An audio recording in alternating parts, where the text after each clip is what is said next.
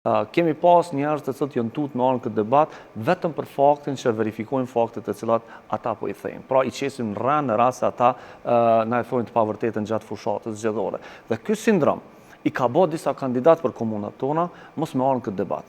Kjo frikë, për shkak se ata nuk i besojnë as vetës, qatë shumë rrajnë në përditshmërinë e tyre. Po du me të pyet cili është kufini për ty i gjuhës së lejume politike kundrejt gjuhës urrejtjes. Çka na tolerojmë si gjuhë e kritikës e jo urrejtjes? Kritika mbi bazën e fakteve. Ky është standardi elementar të cilën na kemi synuar me çu përpara dhe këtu është shumë e rëndësishme e kuptu një element shumë të rëndësishëm. Këto zgjedhje krejt kandidatëve ju kemi treguar që debatet mbahen mbi standardet e fact checkut, pra të verifikimit të fakteve, dhe një pjesë e kandidatëve janë tutë me arën këto debate. Arsyeja pse këta kandidatë janë tutë është sepse në diskursin e vet, çaq shumë thojnë rana, sa që nuk mund me dalë në televizor dhe me pas verifikues të fakteve të cilët ja u kundërshtojnë ato me prova dhe me elemente të tilla. Pra, kemi pas njerëz të cilët janë tutë me arën këtë debat vetëm për faktin që verifikojnë faktet të cilat ata po i thejnë. Pra, i qesim në rënë në rast se ata na e thojnë të pavërtetën gjatë fushatës zgjedhore. Dhe ky sindrom i ka bë disa kandidat për komunat tona mos me arën këtë debat. Kjo frikë, për shkak se ata nuk i besojnë as vetës, qatë shumë rrajnë në përditshmërinë e tyre, dhe kjo është problematik besoj për këtë audiencën tonë dhe për këtë partitë politike. Kadalvi, shumica, a nuk është detyra moderatorëve me i lënë kandidat gjatë zgjedhjeve me folë çka dojnë përderisa është çat minutash?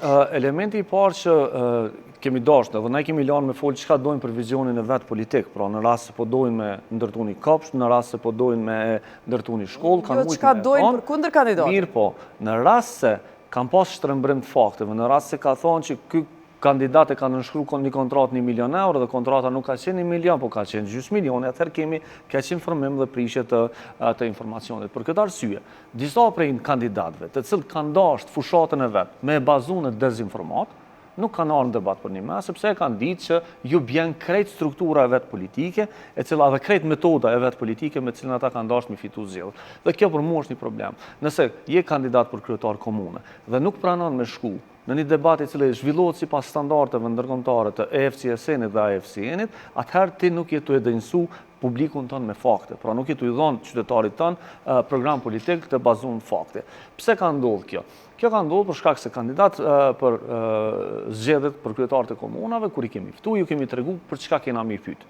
Dhe në momentin kur i kemi nxjerr patatet e nxehta, pra kemi dashur me fol për planin urbanistik, dhe ata e kanë ditë që plani urbanistik është dokument i cili është në komunë dhe nuk mund me arë me fol gjithçka për to, por duhet me fol mbi faktet, kanë refuzuar me arë. Ose kur kemi dashur me fol për ndërtimet pa leje, prapë kanë ditë që na kemi misfiduar me ato materiale. Mirë po, disa prej tyre kanë pas problem, si po thu kanë ardhur me strategji me shpërndat, për shembull diçka që ata menojnë që informat, e për neve dezinformat për kundër kandidatin, e na u dashur me ndërpreq atë person më shpesh me thonë sot çështu po çështu, ai mandeo anku ka thonë mu më ki ndërhy më shumë se tjetrit. Po, ç'kjo është? A është hyrje e rregullës elektorale?